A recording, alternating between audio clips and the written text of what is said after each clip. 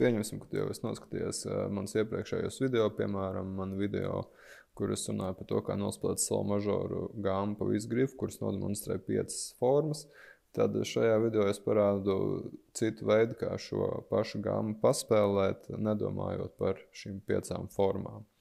Mēs varētu nodalīt, kad veids, kad mēs domājam par 5 formām, caged, tad mēs varētu to nodalīt kā tādu vertikālu domāšanu, tā kā es domāju, kur notis, uz nākamās tiks nākamās, un es tā kā vertikāli viņus sadalu arī šajās 5 formās. Tad šis veids, kā šajā stundā nodemonstrēšu, ir kā nospēlēt šo pašu sol mažoru gammu horizontāli, spēlējot uz vienas stīgas.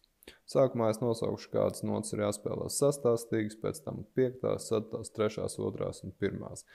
Ja vajag šo video, varat skatīties vairākas reizes, veikt pierakstus un nesteidzieties. Tas, kas šeit runāšu diezgan strauji, nenozīmē, ka tam visam ir uzreiz jākļūst pašsaprotam, lai izveidot dziļāku izpratni un pilnveidot savu tehniku. Tas ir neskaitāms atkārtojums skaits, pacietība un tā tālāk. Nu, tad aiziet 6. stīgas sol mažors. Mēs sāksim no atvērtas 6. stīgas.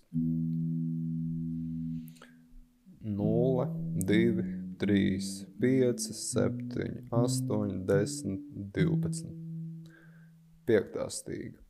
0, 2, 3, 5, 7, 9, 10, 12. 4. stīga. 0, 2, 4, 5, 7, 9, 10, 12. 3. 0, 2, 3, 5, 7, 9, 11, 12. 2. stīga. 0, 1, 3, 5, 7, 8, 10, 12. 1. stīga tāda pat kā 6.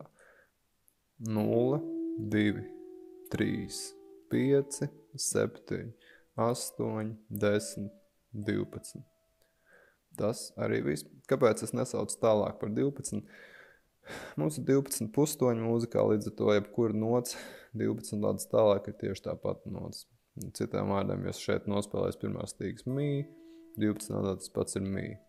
Ja šeit spēlēju 0, 2, 3, tad šeit es tieši tādu pašu proporciju saglabājot, varētu spēlēt tās pašas notas vienkārši citā oktāvā. 0, 2, 3, tas pats, kas 12, 14, 15.